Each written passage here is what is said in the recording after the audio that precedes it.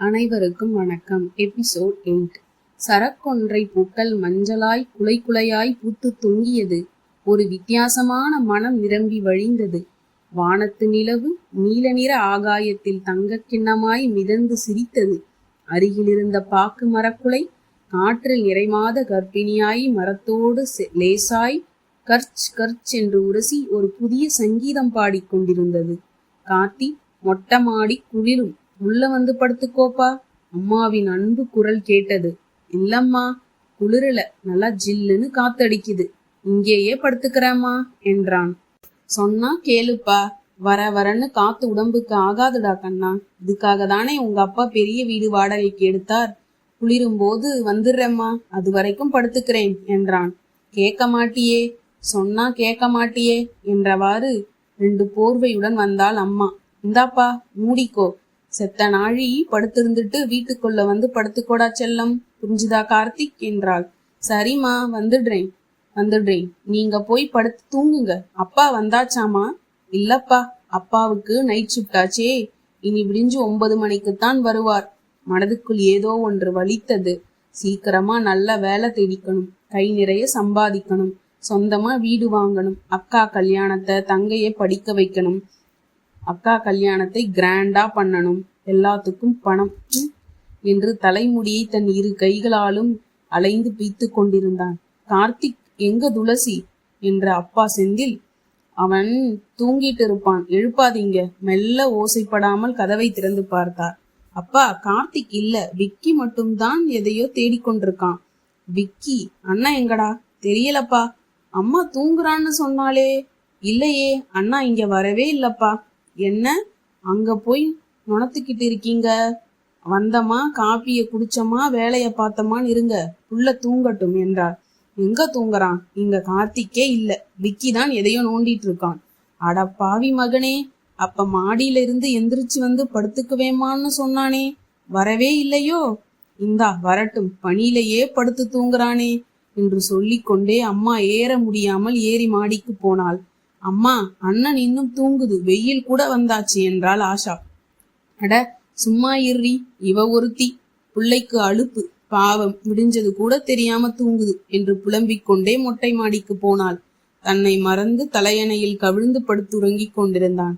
அம்மா ராத்திரி கொண்டு போய் கொடுத்த போர்வையை போர்த்தியபடி உறங்கினான். அம்மாவுக்கு உடம்பெல்லாம் ஆடிப்போனது.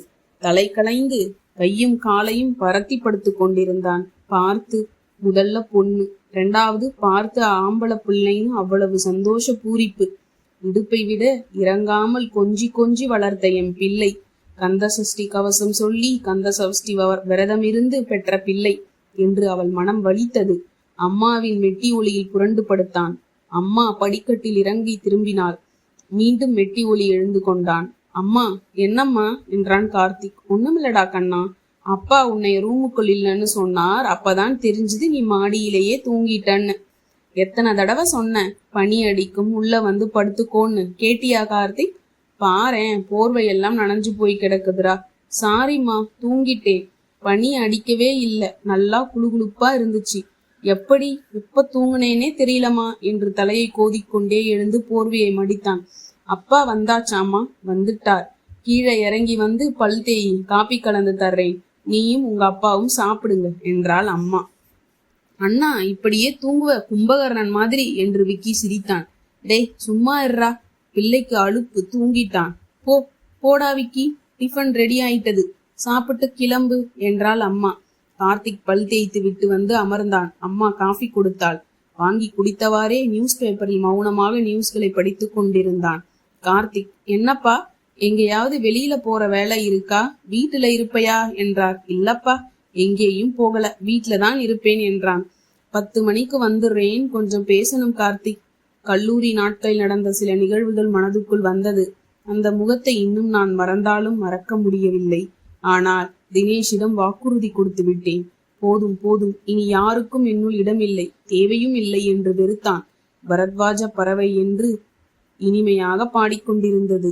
தன்னை மறந்து ரசித்தான். மொத்தத்தில் பறவை. ஒவ்வொரு பறவையும் ஒவ்வொரு அழகுதான், அதன் கீதம் இன்னும் அழகுதான். எத்தனை எத்தனை விதமான பறவைகள் என்று பால்கனி ஊஞ்சலில் அமர்ந்தவாறே கூட்டம் கூட்டமாய் பறந்து செல்லும் விதவிதமான பறவைகளை ரசித்துக் கொண்டிருந்தான். தன் கண்ணெதிரே ஒரு அழகான தேவதை தோன்றியது போல் இருந்தது. அவள் மூக்கழகும் கண்ணழகும் காவியம் பேசியது. அவள் சிரிப்பில் சிந்தனையை மறந்தான். அவள் நடை அழகில் உலகையே மறந்தான். யார் இவள்? யார் இவள்? இவள்தான் தேவலோக தேவதையா? இவளேதான் எனக்கு மனைவியாக வர வேண்டும். என் வாழ்க்கையே உன்னோடுதான். ஒரு நாள் வாழ்க்கையேனும் வாழ்ந்துவிட வேண்டும். அது போதும் என்று கனவு கண்ணீதம் உள்ளத்தை பறிகொடுத்து தடுமாறிக் கொண்டிருந்தான். அண்ணா, அப்பா கூப்பிடுறார் என்றாள் ஆஷா திடுக்கிட்டு ஒரு நீண்ட பெருமூச்சுடன். ஓ மை காட், இது என்ன பகல் கனவு? முடிச்சிட்டு இருக்கும் போதே இப்படி ஒரு கனவா? யார் இவள்? இந்த தேவதை? இத்தனை அழகுடன் கூட பெண்கள் இருக்கிறார்களா என்று ஏக்க பெருமூச்சுடன் தன் நினைவுக்கு வந்தான். அண்ணா, அப்பா கூப்பிடுறார் என்றாள் ஆஷா. இதோ வந்துட்டேன் என்று வேகமாக வந்தான். என்னப்பா? கார்த்திக், உன்கிட்ட கொஞ்சம் பேசணும்பா, வா இப்படி என்று ரூமுக்குள் அழைத்து போனார் அப்பா. ஏதோ அப்பா சீரியஸாக பேச போறார் என்று மனதுக்குள் திடுக்கிட்டது. ஒரு மாதிரியாக நிலைப்படுத்தி கொண்டான். சொல்லுங்கப்பா. எச்சிலை ஒருவாறு அழுத்தமாக விழுங்கி கொண்டார் அப்பா. என்னப்பா, ஏதாவது ப்ராப்ளமா அக்கா கல்யாணத்துக்கு? இல்லப்பா, அதெல்லாம் நாம் நினைச்சதுக்கு மேலே சந்தோஷமா நடக்குது. இப்போ உன்னை பத்தி தான் பேசணும். சொல்லுங்கப்பா. உனக்கு நல்ல ஜாதகங்களா வருது. நேத்து 2 ஜாதகம் வந்தது. பண்ணிரலாம்னு நினைக்கிறேன் கார்த்திக். அப்பா, இது என்ன விளையாட்டுத்தனம்? இன்னும் நான் ஒரு வேலைக்கே போகல. ஏதோ ஒரு வேலைன்னு மார்க்கெட்டிங் லைன்ல ஊரா சுத்திட்டு அலையிறேன். நிறைய எக்ஸாம் எல்லாம் எழுதியிருக்கேன். கிடைக்கும்பா. வரட்டும் கார்த்திக். ஆனால் இந்த மாதிரி அருமையான ஜாதகத்தோட அழகான படிப்போட நம் குடும்பத்துக்கு ஏத்த மாதிரி பொண்ணு கிடைக்காதுப்பா. சோ மிஸ் பண்ணக்கூடாது. போட்டோவை பாரு. 2ல எந்த பொண்ணு பிடிக்குதோ சொல்லு. அப்பா, முதல்ல அக்கா கல்யாணம் நடக்கட்டும். நானும் என்னோட கடமைகளை முடிக்கணும்பா. அதுக்கப்புறமா யோசிக்கலாம்ப்பா என்றான். அக்காவுக்கு ஃபிக்ஸ் ஆன மாதிரி தான். அக்காவுக்கு ஜாதகம் அமையல, அதனால லேட் ஆயிட்டது. உனக்கு இப்பவே ஜாதகம் அமைஞ்சு போச்சு. ஆனா யார்கிட்டையும் போய் கேட்கல. உன் ஜாதகத்தையும் கொடுக்கல. தானா தேடி வந்தது. உன்னை பத்தி விசாரிச்சுட்டு என்னை தேடி வந்தாங்களாம். நேரமும் காலமும் வந்தா தள்ளி போடக்கூடாது கார்த்திக். பார்த்தியா உன் அக்காவுக்கு? எத்தனை ஜாதங்கள் பார்த்தேன். நாயா பேயா அலைஞ்சிருக்கேன். கடைசியில அழுத்து போய் ஒரு நாள் வந்தனா, உனக்கு பிடிச்ச பையன் இருந்தால் சொல்லுமா, நானே கட்டி வைக்கிறேன்னு சொல்லிட்டேன். அந்த அளவு வெறுப்பாயிட்டது. எனக்கெல்லாம் யாரும் தெரியாதுப்பா. ஏன்பா, சோத்துக்கு பாரமா இருக்கிறேன் வருத்தப்படுறீங்களாப்பா? எப்படா தள்ளி விடலாம்னு நினைக்கிறீங்களான்னு கேட்டுட்டா. இல்லம்மா, உனக்குன்னு ஒரு வாழ்க்கை அமைச்சு கொடுக்க முடியலையம்மா. ஜாதகம் சரியா வந்தா மற்ற விவகாரங்கள் இடிக்குது. மத்தது சரியா வந்தா ஜாதகம் இடிக்குதே. அத அம்மா ஒரு வெறுப்புல சொல்லிட்டேன். அப்பா மேல கோபமா வந்தனா? இல்லப்பா, இந்த உலகத்துல மேலதான் கோபப்படணும் என்றார். பாவம்பா அக்கா. இருந்தாலும் நீங்க இப்படி சொல்லியிருக்க கூடாது. அக்கா மனசு எப்படி வலிச்சிருக்கும். ஊர் உலகத்துல மாதிரி அக்கா இல்லப்பா. ரொம்ப ரொம்ப வெள்ள மனசு. ஆஷாவது கொஞ்சம் படபடன்னு பேசுவா. அக்கா ரொம்பவே சாஃப்டாச்சே என்று வருந்தினான் கார்த்திக். ஆமாண்டா, ஏதோ ஒரு டென்ஷன்ல சொல்லிட்டேன். 4 நாளா நான் சாப்பிடவே இல்லை. என் மனசு குத்தி கொடைஞ்சுது. கடவுளுக்குத்தான் தெரியும் என்றார். அடுத்த எபிசோட் நாளைக்கு பார்க்கலாமா?